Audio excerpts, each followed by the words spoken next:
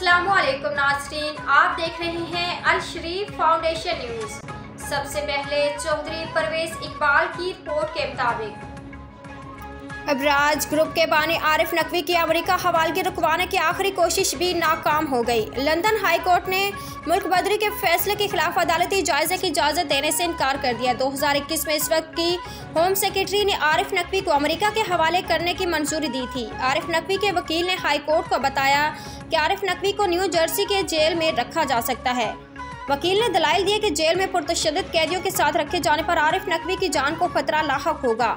आरिफ नकवी शदीद डिप्रेशन में है, जेल में खुदकुशी भी कर सकते हैं। आरिफ नकवी के वकील ने दलाइल के हक में तभी शाहिद के साथ दस्तावेजी सबूत भी पेश किए। अमेरिका के नुमाइंदा वकील ने अदालत को यकीन दहानी करवाई कि मुकदमे के आगाज से कबल जमानत की मुखालफत नहीं की जाएगी। आरिफ नकवी को अमेरिका में फ्रॉड के इल्जामात पर 300 बरस की सजा हो सकती है। अबराज ग्रुप के बानी आरिफ नकवी पर फ्रॉड, मनी लॉन्ड्रिंग के 16 इल्जामात आयद हैं। मज़ीद अपडेट के लिए देखते रहिए अल शरीफ फाउंडेशन न्यूज़।